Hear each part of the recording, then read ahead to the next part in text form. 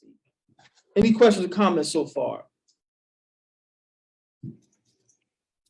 All praises. Take us to Deuteronomy chapter 7. Deuteronomy chapter 7, verse 2. We're showing why we live by prophecy. If you can't show me a prophecy, I got to find out where you got this custom from. Where did you get your doctrine from? Deuteronomy chapter 7, and we're going to pick up verse 2. Shema. Deuteronomy 7, verse 2. Read. And when the Lord thy God, Yahweh thy Elohim, shall deliver them before thee, thou shalt smite them and utterly destroy them. And thou shalt make no covenant with them, nor show mercy unto them. Nor show what? Nor show mercy unto them. So this God that we serve is not in the book. Well, the God they serve in Christianity is not in this book. Oh, he's a merciful God. He's full of compassion. Kick it. Keep it in context. What did he just tell us to do? Make no covenant with them, nor show mercy unto them. Don't hold hands with them singing Kumbaya. Don't walk over the bridge 55 years later, rehearsing the same tired song. No.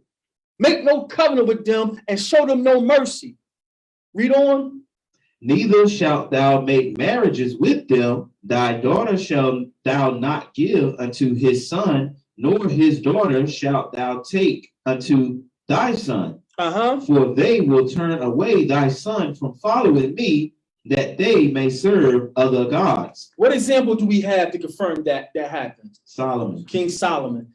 That's why we live by prophecy, and that's why we have to obey his word. Abba Yah's not telling us stuff he don't already know. Stay away from their women. Stay with your own women. Let's drop down to verse 6.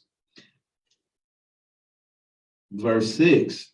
For thou art an holy people unto Yahweh thy Elohim, or the Lord thy God. The Lord thy God have chosen thee to be a special people unto himself, above all people that are upon the face of the earth.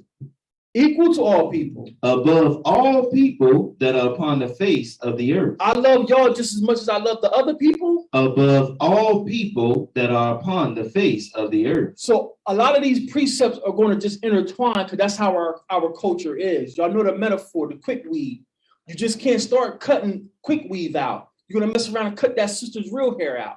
So all our precepts intertwine together.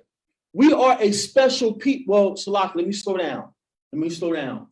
Whoever these Israelites are, according to the text, are a special people, and they are above other people. Does that make sense? Are we reading the same Bible? So this doctrine that we are the world and God loves us all the same is not in the text. That's why we live by prophecy. Let's get another witness out.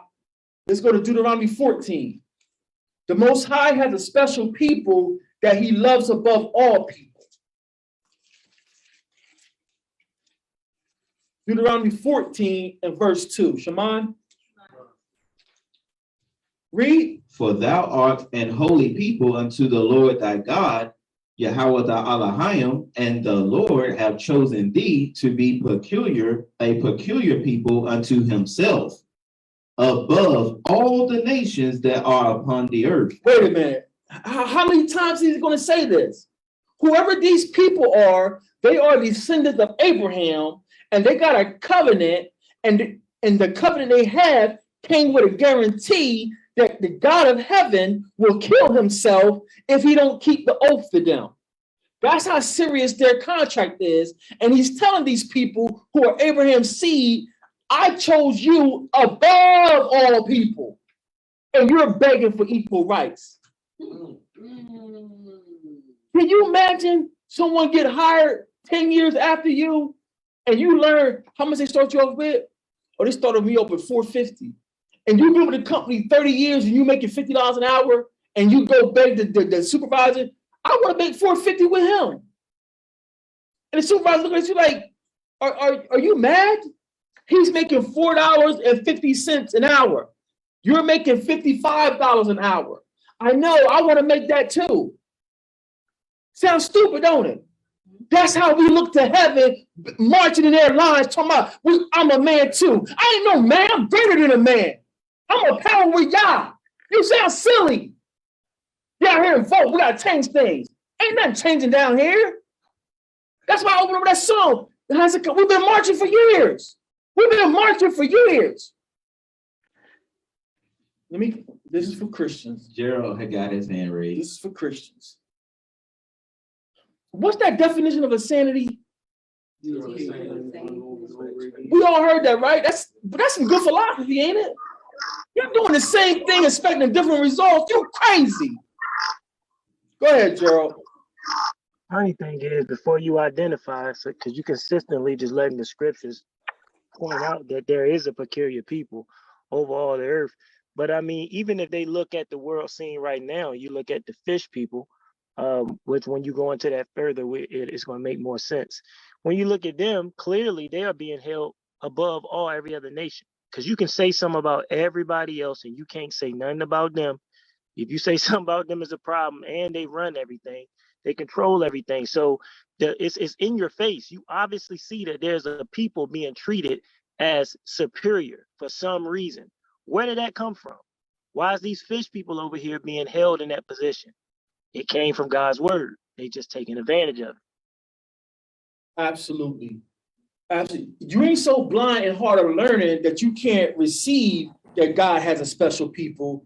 Y'all just got a problem with who's being now revealed as God's special people.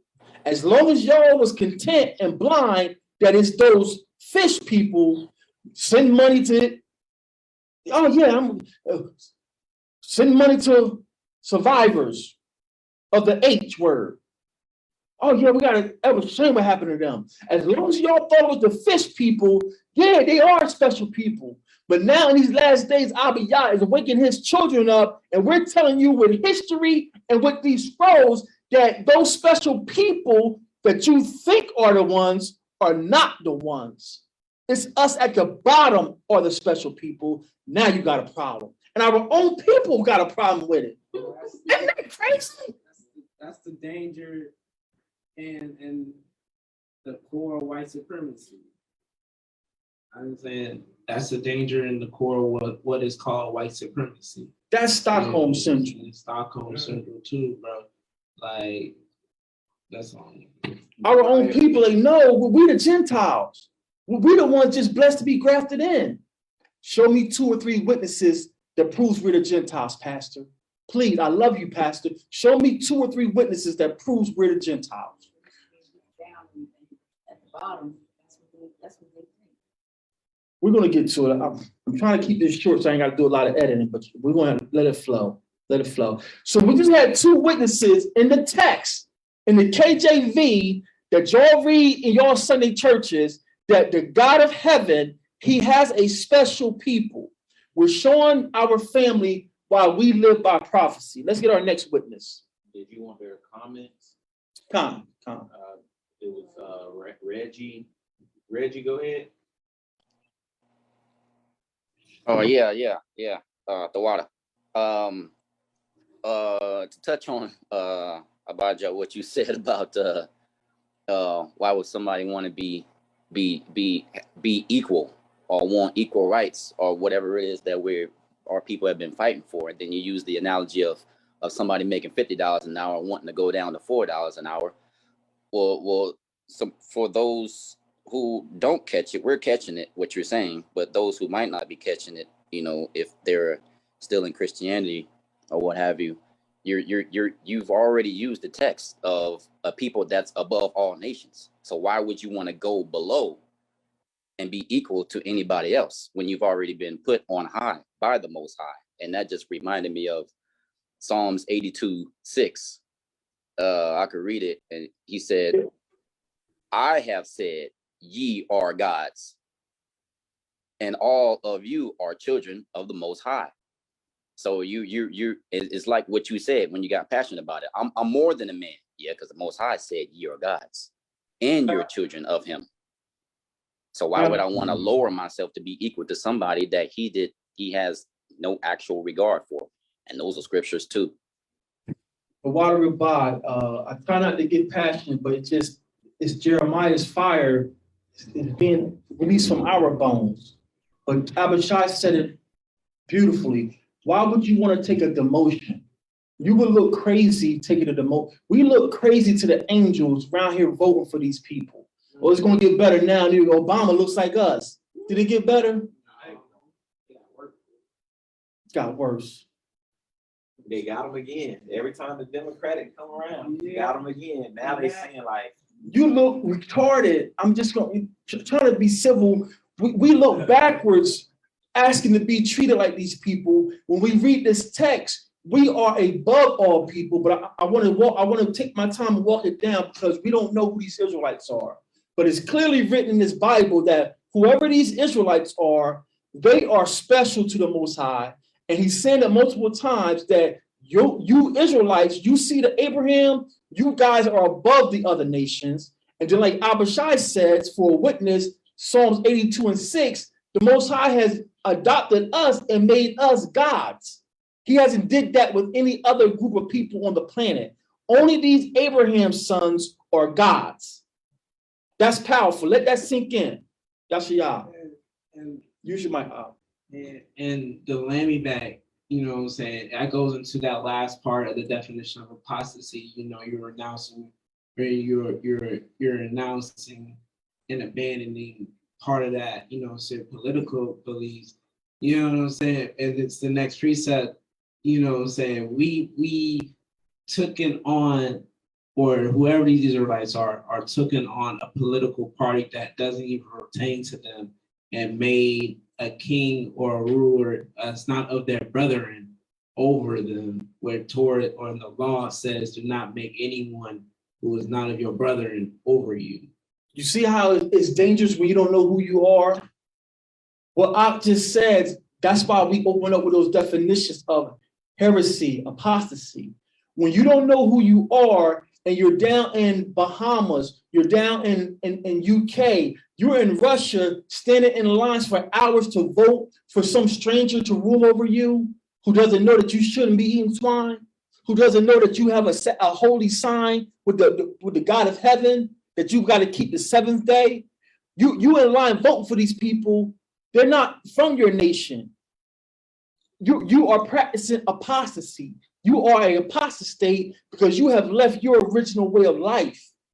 That's how dangerous it is not knowing who you are. Thank you for that, Ab. Let's go to Deuteronomy 18, verse 18. Nariah. Nariah, you have something, Ab?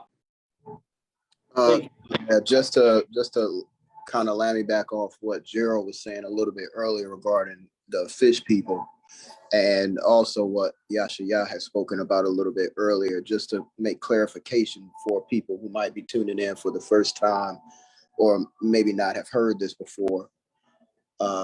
You can't say anything against these people who are currently in control of everything. And that's not at all because the power of the Most High is with them. That's just due to the children of Israel's, the true children of Israel's disobedience. The law is being acted through until it's fulfilled. But when the true children of Yasharallah or Israel are back in power, the Most High will be their protective covering, making sure that they are taken care of and blessing the world. So everything right now is just smoke and mirrors, and it's a facade. It's essentially just a front to make you think that they are the true children of Israel when they're not. The water of Bob. The Most High is slowly revealing again. Let's let the spirit move in here. He's slowly revealing and removing the scales from people's eyes, because whether you blue, black, or powder or white, like the old movie we seen, what was that, Powder? Whether you blue, black, or powder white, when you see these people getting destroyed and running and crying, but then you telling me we've been donating 20 billion to your country for years, and you're telling me that you are the God's chosen people, and your text say that he defends his people, and now you begging and pleading to get Putin off me. Something ain't adding up. Something ain't adding up. How are you the people, but you can't stop this one nation? Thank you for that. Most High is slowly revealing his truth. Let's go to Deuteronomy 18:18. We're continuing to show why we live by prophecy. We teach prophecy, we live by prophecy.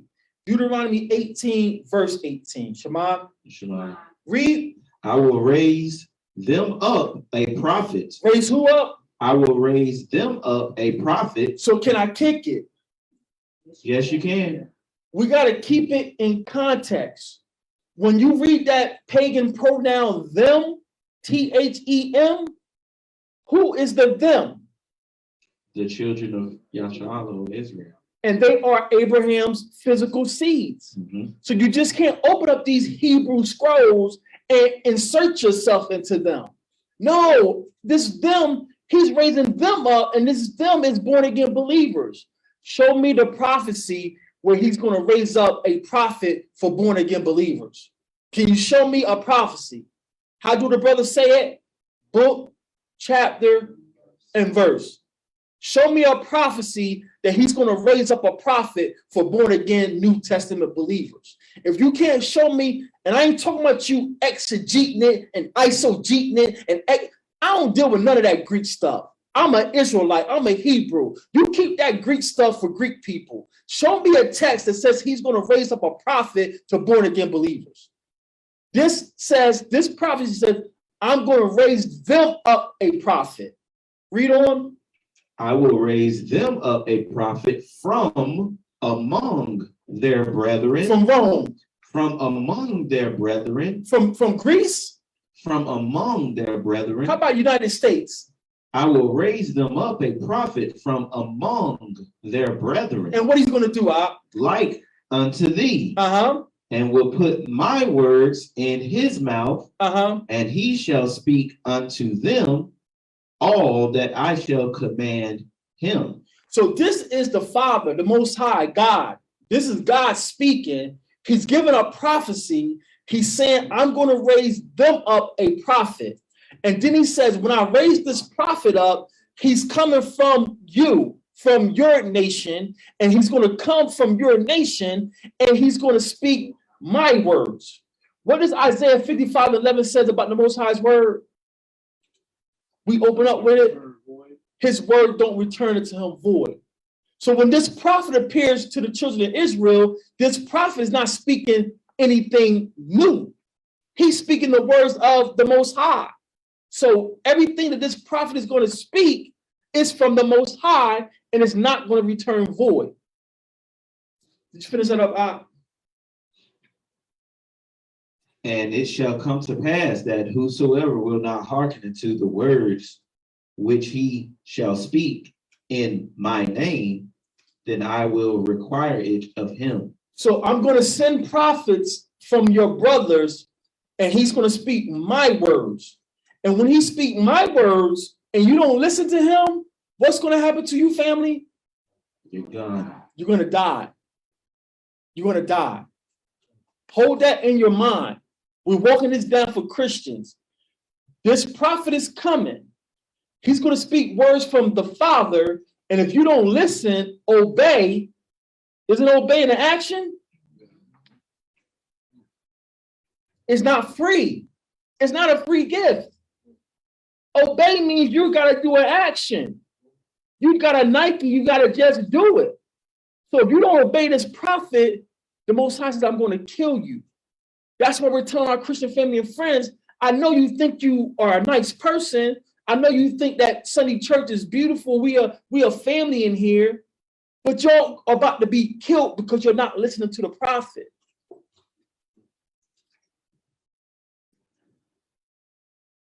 So we're showing family and friends why we here at the Torah Group, we teach and live by prophecy. Now, church tells us, well, yeah, that Old Testament is done. Y'all, that's all y'all reading from. That stuff, and Jesus came and knelt that and put that on his cross with him, and he gave us a whole new way of life. That's why we just led with this prophet is going to speak God's words, and if you don't listen to him, you're going to be killed. the apostles, those writings y'all call the New Testament, we're not going to try to get into the doctrine of it, but those letters that y'all call the New Testament, written by the apostles, they confirmed the prophecies and they reminded us of those who hadn't been fulfilled yet. These apostles didn't write any new prophecy. They confirmed that some of them have been fulfilled, and then they gave us hope that the other ones will come to pass.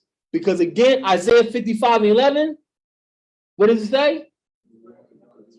Not one word. So let's go to what they call the New Testament. Let's see if something changed inside the New Testament. Let's go to Matthew 1:21. Let's see if something changed inside these New Testament letters. So we just read a prophecy that this prophet is going to be raised up to them. And this prophet is going to speak to them the words of God. Matthew 1:21. Shimon, read. And she shall bring forth a son, and thou shalt call his name Jesus, Yahushai, for he shall save his people from the world. He shall save his people, the Baptist church. For he shall save his people, the Pentecostal. He shall save his people, the born again Christians. And she shall bring forth a son, and thou shalt call his name Yahushai, for he shall save his people. From what? From their sins. You see how that marries the prophecy in Deuteronomy? I'm going to raise them up a prophet. He's going to speak my name. And now we have this prophet on the scene, and it says he's going to save his people. You see how there's nothing new inside these so-called New Testament writings? This is prophecy being fulfilled and confirmed. Now, if we was in church, we had that G flat going right now. Yes, sir. Had that G flat going. Yes, sir.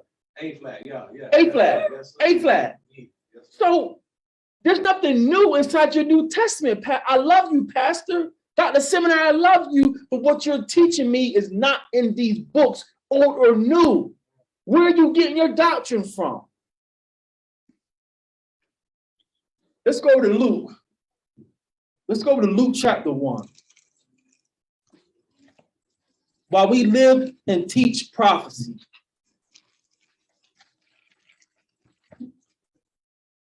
We're going to start at verse 30. Luke 1, verse 30. Shimon? Shimon. Read. And the angel said unto her, Fear not, Mary, for thou hast found favor with God. And behold, thou shalt conceive in thy womb and bring forth a son, and shalt call his name Jesus, Yahushai. He shall be great and shall be called the Son of the Highest. The son of Joseph. He shall be called the Son of the Highest. And the Lord God, Yahweh Elohim, shall give unto him the throne of his father David. Stop making up stuff. We're trying to help people. He's going to give him the throne of his father Joseph. He's going to give him the throne of his father David. And he shall reign over the house of Jacob forever. The whole world forever. He shall reign over the house of Jacob forever. Well, what about First Baptist Pentecostal Episcopal First Sunday Church on 3rd Street? Allah, and he shall reign over the house of Jacob forever. But I've been paying tithes for 30 years, Queen. He shall reign over the house of Jacob forever. This has been in your Bibles the whole time. But inside the church, they cherry pick verses that get you to feel good.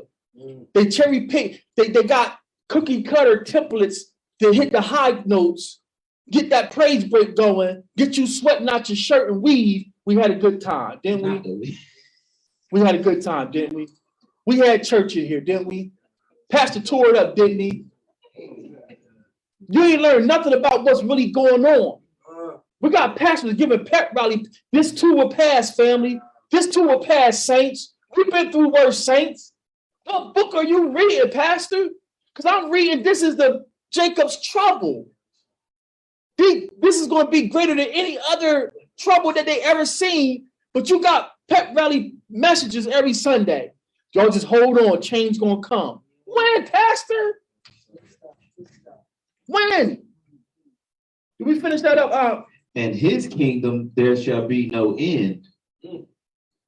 This son, this prophet is here being born, and just like Deuteronomy saying, he's being revealed to them.